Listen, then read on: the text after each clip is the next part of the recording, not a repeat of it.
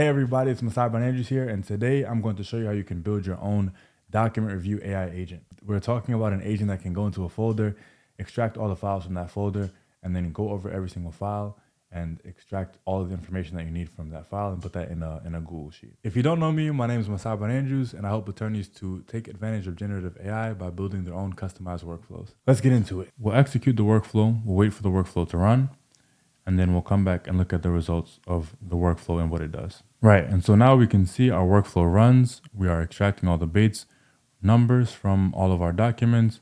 We have the type of document, we have the date of the document, and then we have the author, we have a brief description of the document, we have notes on the document, all of this filled out by our AI agent. Now we're gonna go in and I'm actually gonna show you how you can build this out yourself and init in from scratch. So the first thing that we need to do is get all of our files into a Google Drive folder. So you want to get all those files into one folder so we can access that later on in our workflow.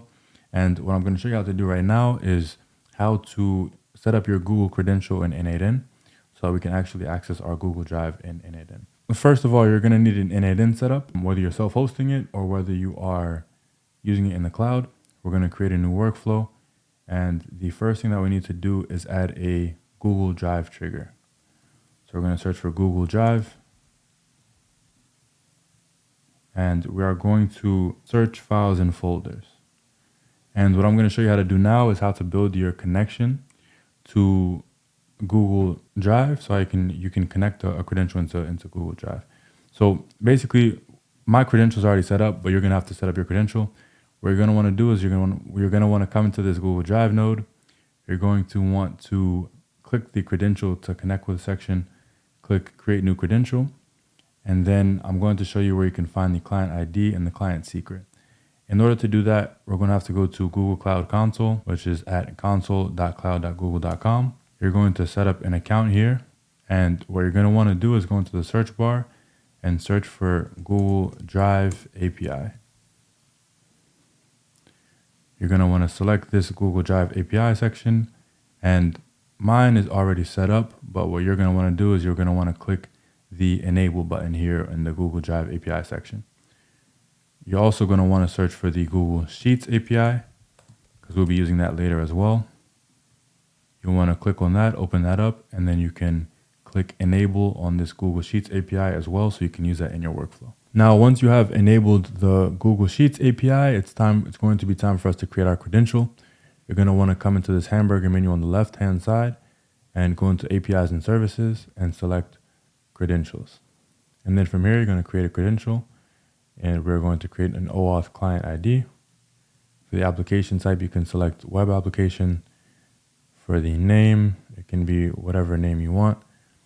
Now, for the authorized redirect URI, you're going to want to grab this from N8N. So you want to grab this OAuth redirect URL from N8N, copy that, come into our authorized redirect URI section and paste that. And then once we have set that redirect URI, we can click create. Now that we've created our OAuth client, we can see our client secret here and our client ID here. So you're going to copy the client ID section, drop that into N8N, and then you're going to copy your client secret and drop that into N8N as well. Then you're going to click sign in with Google. You will choose your account. You'll continue. And then click continue again. And then this window will close and you will have set up your Google Drive credential, and we'll be able to use the same credential for Google Sheet as well. So what we're going to be doing here in this first step is searching for all of the files that are in this folder here. So we're going to search for all the files that are in that folder. What we're going to do is we're going to go to filter. We're going to choose folder, and then we can select our folder from the list and find the name of our folder in this list.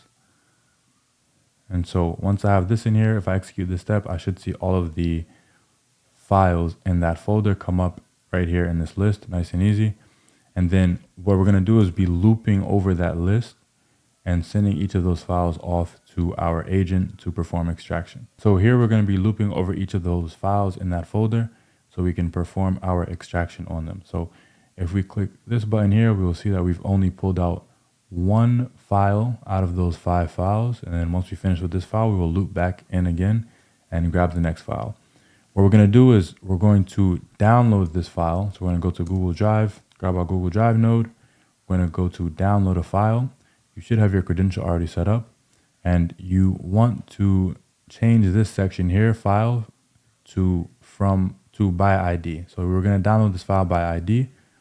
And the ID is just going to be the ID that we have from the previous step. So we can just drag and drop that in here.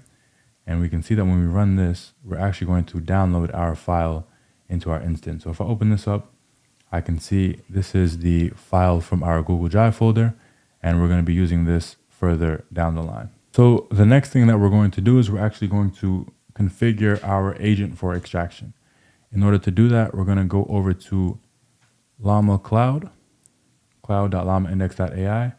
You should be able to get started here with a free plan, which should give you enough tokens to get started and actually do a lot with the free plan. So what we're going to do is go in here. We're going to go to our extraction section.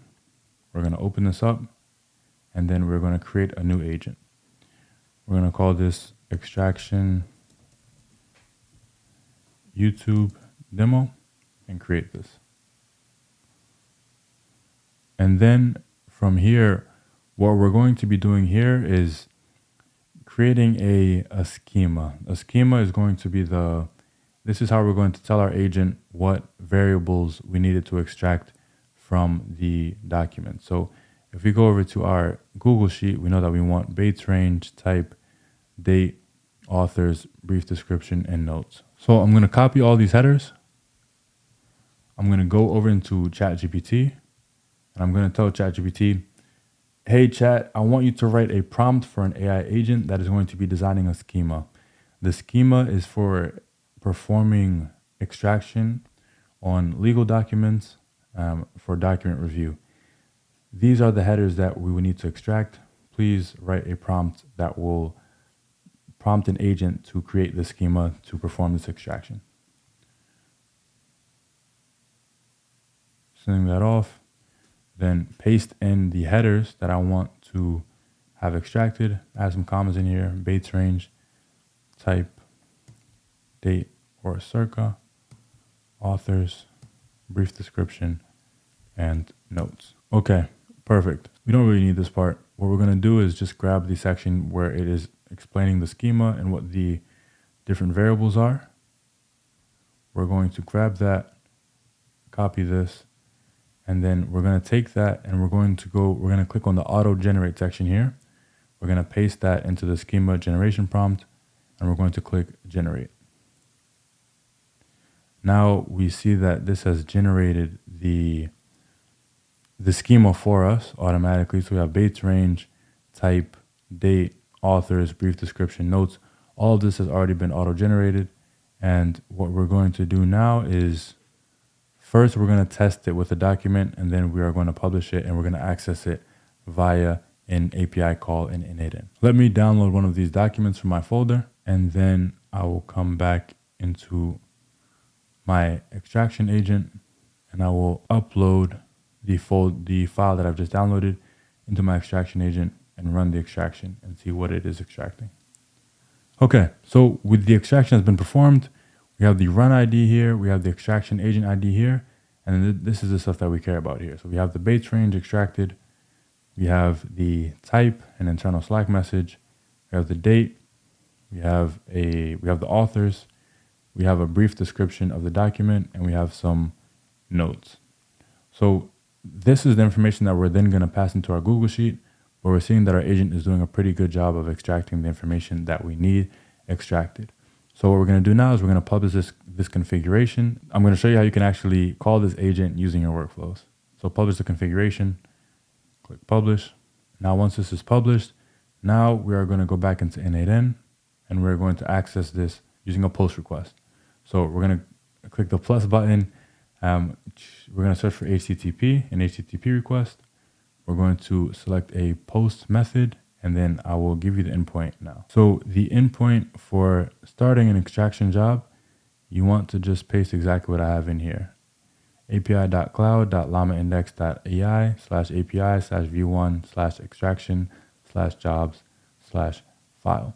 That's going to allow us to send our file off to Llama Cloud for parsing. You can find all of the information that you need to make these requests in the API documentation. So if I come into extract and I come down to the bottom, I can click on the REST API. I can come down and see the full API documentation. And this will explain to me how I need to configure my API requests to do whatever action I want to do. And then we need to configure a few more fields. We can leave authentication blank, and we don't have to worry about query parameters, but what we are going to do is turn on send headers and turn on send body. In the header parameters, the first parameter that we need is authorization with capital A, authorization, and then we are going to type in bearer, B-E-A-R-E-R, space, and then we're going to paste our API key in this section as well. So in order to get our API key, believe it or not, we're going to come into the API keys section, click on API keys, click generate new key. We're going to call this YouTube demo key, create the secret key, and then you can just copy that. You're going to want to store this somewhere safe because we're going to need it again down the line and you don't want to lose it. So go and save it somewhere safe and then you can come back. Okay, so once you have that API key, you're going to come back into your workflow. Make sure again you have bearer with a space, and then you're going to paste in that API key here. The next parameter we're going to add is going to be accept, and then application/JSON. Then the third parameter is content dash type multi-part / form dash data. So these are our three header parameters, and now we're going to send the body. We're going to set the body parameters as well. The body parameters are where we are going to set the extraction agent ID, and where we're actually going to send this file off to be extracted. So the body content type is going to be form data. The parameter type for the first parameter is going to be form data as well. And then the name will be extraction _ agent _ ID. And then the value for the extraction agent ID, what we're going to do is we're going to come back into our extraction agent.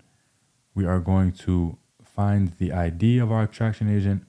We're going to copy that, and we're going to go back into init-in and paste that into the value section. And then for the next parameter, we are going to send over the actual file. So the parameter type is going to be init-in binary file. The name is going to be file.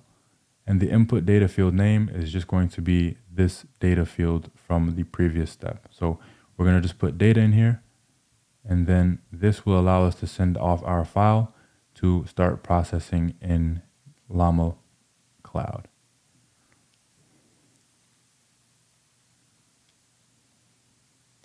And so we can see everything has run successfully and our job has begun.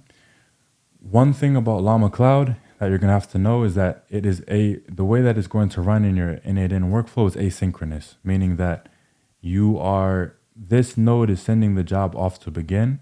Normally what happens is we send our file off to be extracted. The extraction job happens in the background, and then we have to check periodically whether the extraction job has completed or not.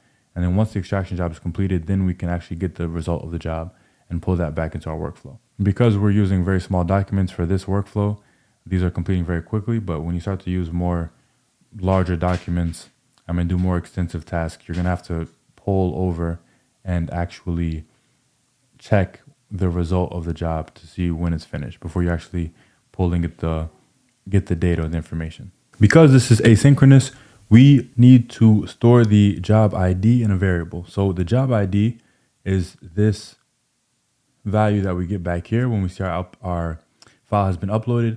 This just lets us know, this gives us an ID to reference the job that's going on, the extraction job that's going on. And so what we want to do is we want to save this ID. Later on, we can use this ID to check whether our job is finished or not. So the next step we're going to have is a set field step. So set fields, we're going to set this field to job _ ID.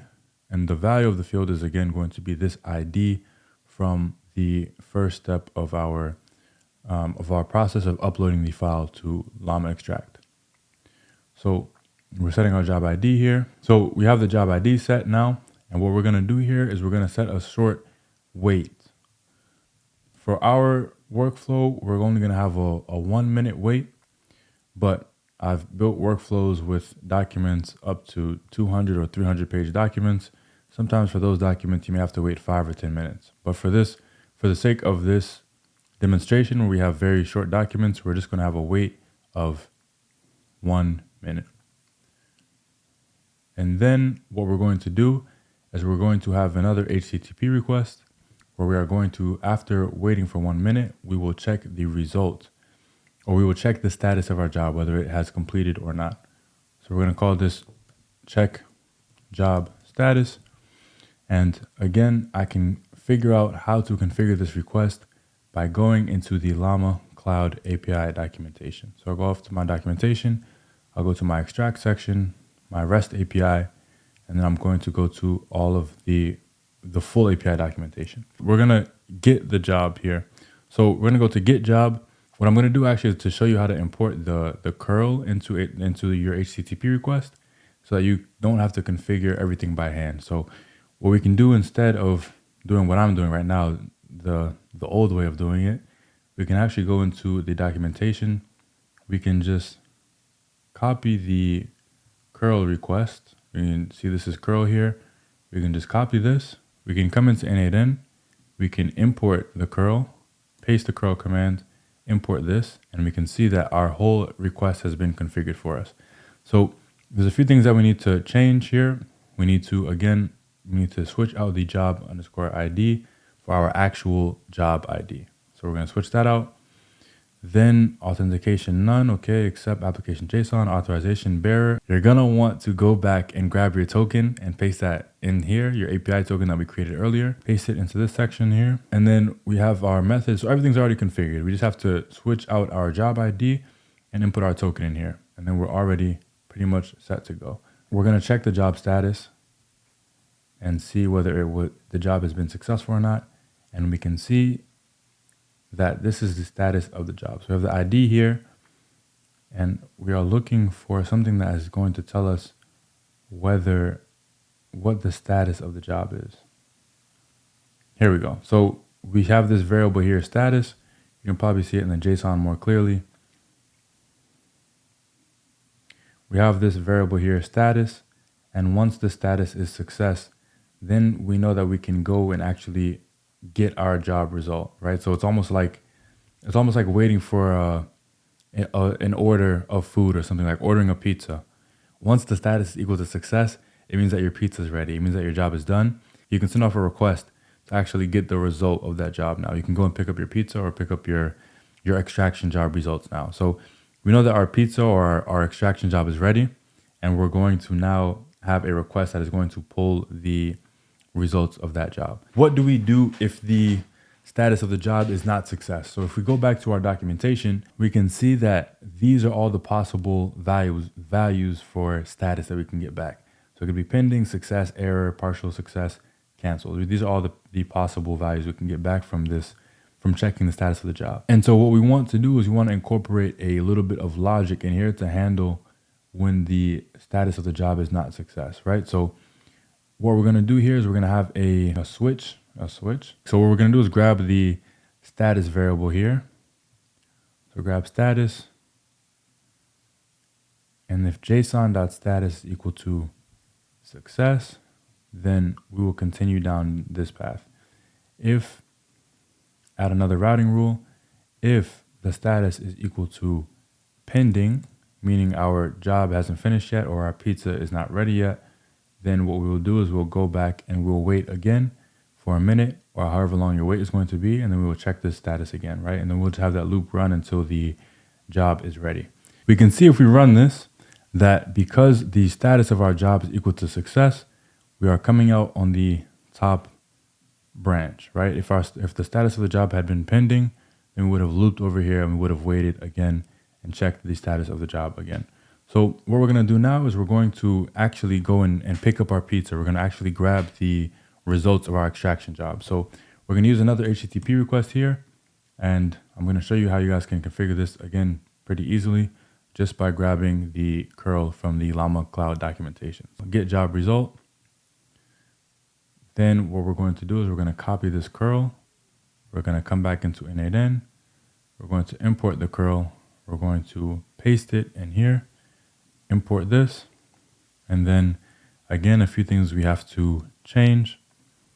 We have, because we were so clever earlier, we set our job ID in a variable, and so we can just switch out this little job ID section here for our job ID variable. So that is done. Now we also need to include our API key, and that will be it. And we're going to drop it into the bearer section. This will allow us to get the job result, and then we can take that result and input it into our Google Sheet. And so now we can check the result of our job, and we can see that we have all of our information extracted that we defined before, our Bates range, type, date, authors, brief description, all that good stuff. And we're going to take this stuff and we're going to pop it into a Google Sheet. So we're going to grab a Google Sheet node. We're going to select a pinned row in sheet. For the sheet, we're going to select whatever the name of our sheet is, right? So I have this sheet here set as demo, document review sheet, and then I can just come into my workflow and grab that sheet, grab the sub sheet within it. What we will do is for each of these columns, we will